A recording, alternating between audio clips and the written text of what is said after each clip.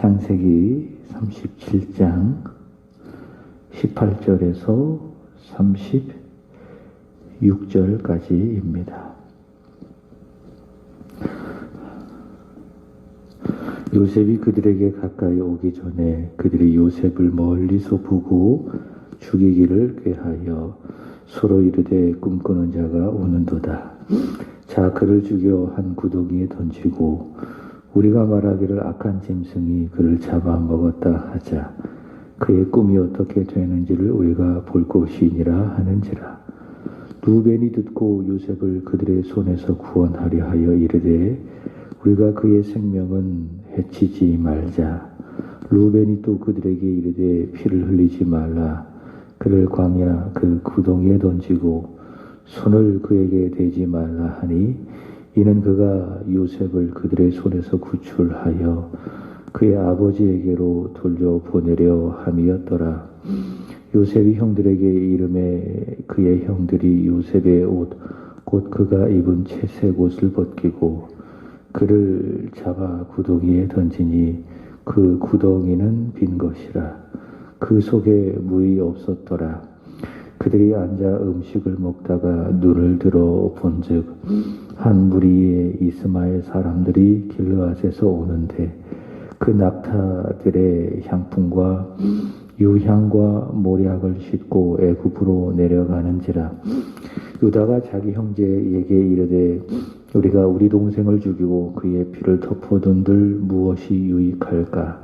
자, 그를 이스마엘 사람들에게 팔고 그에게 우리 손을 대지 말자. 그는 우리 동생이요 우리의 혈육이니라 하매 그의 형제들이 청종하였더라.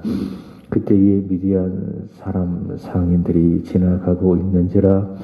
형들이 요셉을 구덩이에서 끌어올리고 은 20에 그를 이스마엘 사람들에게 팔매 그 상인들이 요셉을 데리고 애굽으로 갔더라.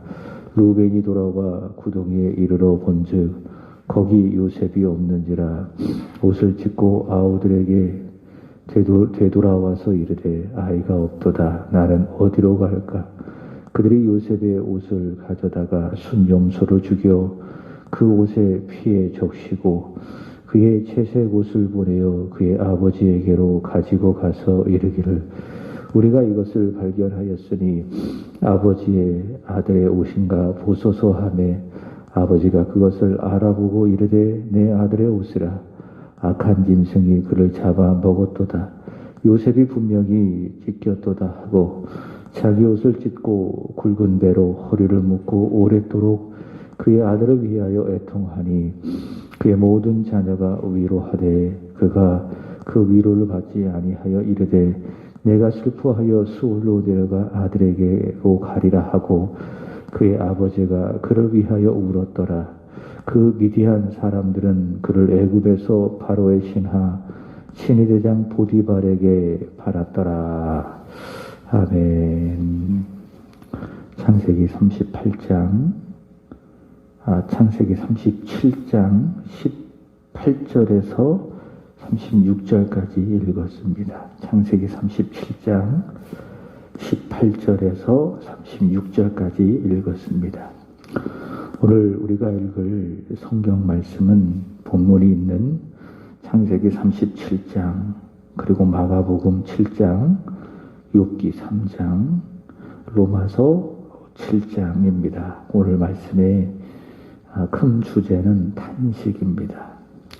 읽을 본문은 창세기 37장인데요. 새로운 이야기가 시작이 됩니다.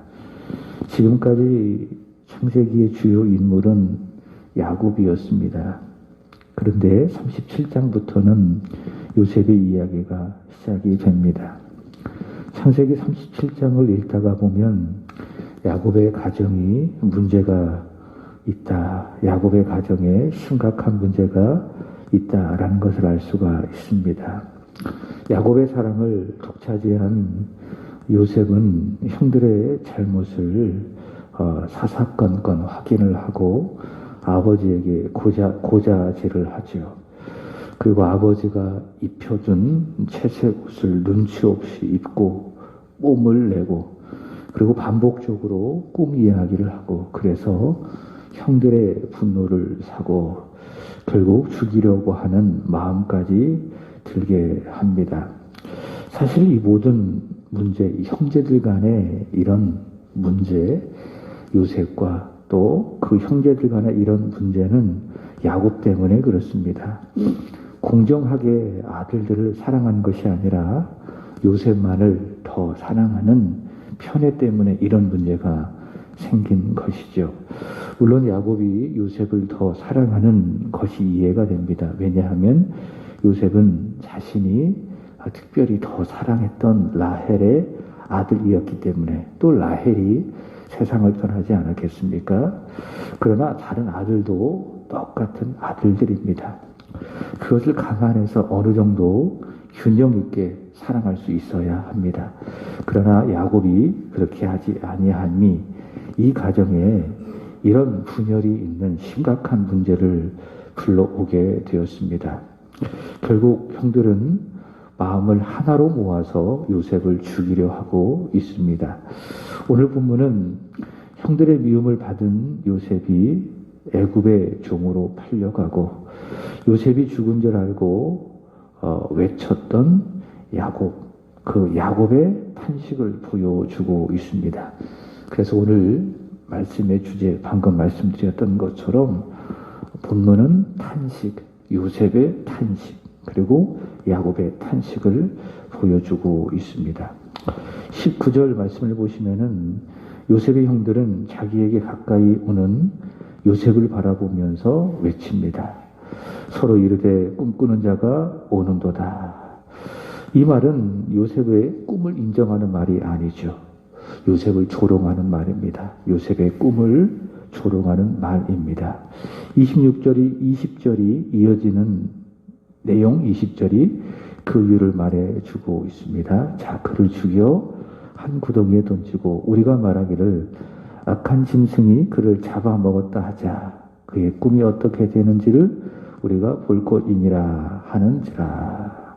20절이 바로 그것을 알 수가 있습니다. 이 요셉에 향한 이 형들의 말은 살리는 말이 아니라 요셉을 죽이고자 하는 말입니다. 악한 마음에서 나오는 죽이려고 하는 그런 말이죠. 마가복음 7장 16절 말씀을 보시면은 예수님께서 이런 말씀을 하셨습니다. 사람을 더럽게 하는 것은 사람 바깥에서 나오는 것이 아니라 사람 안에서 나오는 것이다. 그럼 그것이 무엇인가? 마가복음 7장 21절 보시면은 곧 사람의 마음에서 나오는 것, 그 악한 생각에서 나오는 것인데 곧 그것은 음란과 도둑질과 살인과 이런 말씀을 하셨습니다. 지금 요셉의 형들은 그 악한 마음에서 나오는 말로 요셉을 죽이려 하고 있습니다. 요셉을 죽이려고 하는 그 살인적인 말을 쏟아내고 있는데 그 말이 무엇인가? 서로 이르되 꿈꾸는 자가 오는도다. 자, 그를 죽여 한 구덩이에 던져 넣어버리자라고 하는 말입니다. 그리고 그들은 말한 대로 행하여서 본문 24절 보시면 그를 잡아 구덩이에 던져버립니다. 그리고 그 구덩이는 빈 것이었는데 그 속에 물이 없었다라고 말씀하고 있습니다.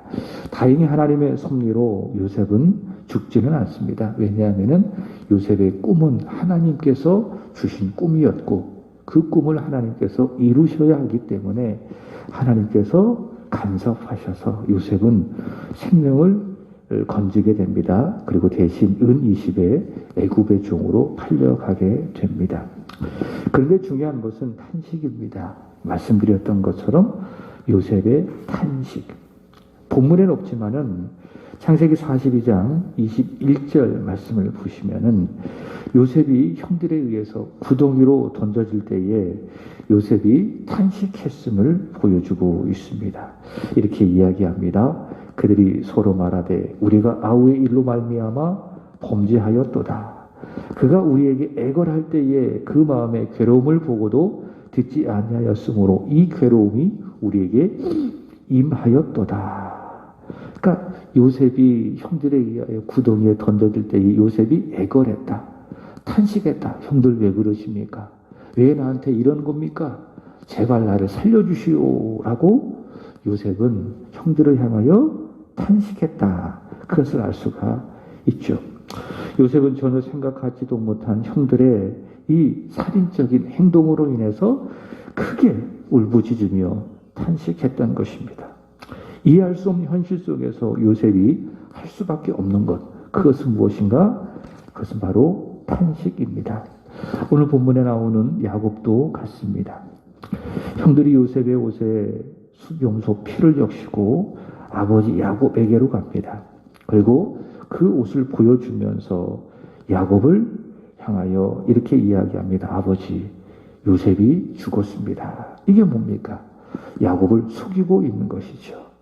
여기서도 마가복음 7장 주님의 말씀처럼 그 마음에 나오는 악한 생각으로 어떡합니까? 아버지 야곱을 속이고 있습니다. 사람을 더럽게 하는 것은 이따가 꼭 읽어보세요. 마가복음 7장에 보시면은 밖에서 나온 것이 아니라 사람 안에서 나온 것이다. 악한 마음에서 나오는 것이 사람을 죽이게 하는데 그 중에 하나가 살인하는 것이고 또 속이는 것이다. 지금 요셉의 형들이 또 그 일을 하고 있는 겁니다. 야곱을 향하여 속이고 있는 것이죠. 야곱은 그 말을 듣고 고통스러워합니다. 탄식합니다. 본문 34절, 35절 보시면은 위로받기를 거부하고 오래도록 요셉을 위해서 탄식하고 있습니다. 욥기 3장으로 가보시면 욥의 탄식을 기록하고 있습니다. 욥은 재산도 잃어버렸습니다. 자식들도 잃어버렸습니다. 자신의 건강까지 잃어버렸습니다. 다 잃어버렸습니다. 욥기 3장 1절 보시면은 욥은 그런 자신의 존재를 인식하며 하나님 앞에서 탄식합니다. 욥기 3장 26절 이렇게 이야기합니다. 나에게는 평온도 없고 안식도 없고 휴식도 없고 다만 불안뿐이로구나. 욥이 하나님 앞에 탄식하고 있습니다. 이것은 욥의 불신앙이 아닙니다. 하나님 앞에서 유한한 인간으로 감당할 수 없는 현실의 고통 속에서 터져 나오는 탄식입니다. 유한한 인간이 하나님 앞에 쏟아낼 수밖에 없는 그 탄식. 육체적으로, 환경적으로, 정신적으로, 영적으로 고통 가운데 터져 나오는 탄식. 바로 그 말이라고 하는 것이죠. 로마서 7장은 무엇입니까? 바울의 탄식. 여전히 내 안에 살아있는 이 죄로 인해 원하는 바 선을 행할 수 없고 도리어 원치 않는 악을 행하는 나를 향한 바울의 탄식.